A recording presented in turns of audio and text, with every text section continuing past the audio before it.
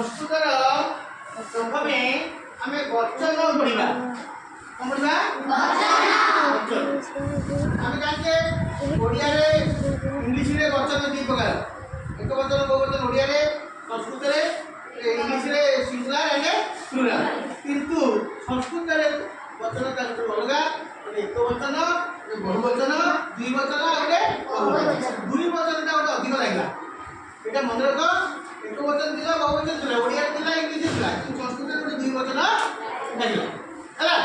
ସଂସ୍କୃତରେ ବଚନ କେତେ ବାର? ଏକ ବଚନ, ଦୁଇ ବଚନ, ବହୁ ବଚନ। ଅନେକ ଉଦାହରଣ ଦେବା। ବାଳକଟିଏ, ବାଳକ ଦୁଇଟି, ବାଳକ ମାନେ। ବହିଟିଏ, ବହି ଦୁଇଟି, ବହି ଗୁଡ଼ିକ। ଲୋକଟିଏ, ଲୋକ ଦୁଇଟି, ଲୋକମାନେ। ନା ନାଇଁ? ଏଇଭଳିଆ ଏକ ବଚନରେ କିଏ ଲାଗିବ, ଆଉ ଦୁଇ ବଚନରେ ଦୁଇଟି, ଆଉ ବହୁ ବଚନରେ ମାନେ ବା ଗୁଡ଼ିକ ଲାଗିବ। ଏବେ ଆସିବା ପୁରୁଷ। ପୁରୁଷ ତୁମେ ଜାଣିଛ, ଓଡ଼ିଆ ଇଂଲିଶରେ ପୁରୁଷ ଆମେ ଜାଣିଛେ, ଓଡ଼ିଆରେ କ'ଣ? ପ୍ରଥମ ପୁରୁଷ, ଦ୍ୱିତୀୟ ପୁରୁଷ, ତୃତୀୟ ପୁରୁଷ।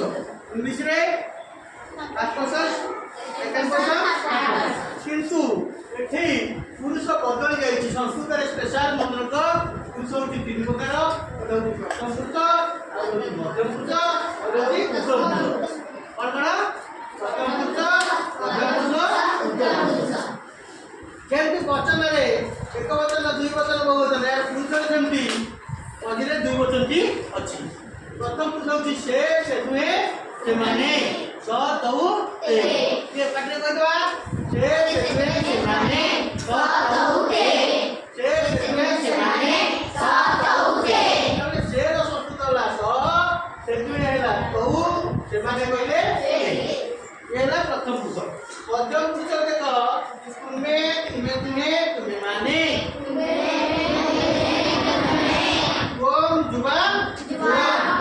ताले मध्यम पुरुष तुमे, तुमे तुमे, तुमे माने। तुम जुबा, जुबा। ताले तुमे रो संस्कृत होती तुम, तुमे तुमे कहले जुबा, तुमे माने कहले जुबा। तृतीय 40 नंबर पुरुष होती उत्तम पुरुष। प्रथम पुरुष गला, मध्यम पुरुष गला, उत्तम पुरुष। उत्तम पुरुष होती मु, आमे तुमे, आमे माने। मु, आमे तुमे, आमे माने। अहम आबाम, अयम। अहम आबाम, अयम। मु रो संस्कृत गला अहम, आमे तुमे कहले आबाम, आमे माने कहले अयम। ताले प्रथम पुरुष रे किए के आसले से, सेतुए, सेमाने। ये स्वतंत्र ओडिया और इंग्लिश रे अलगा। से, सेतुए, सेमाने।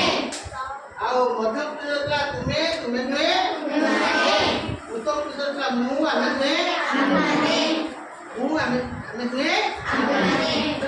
प्रथम पुरुष से, स, से तुमे, तौ, से माने ते, त तौ ते।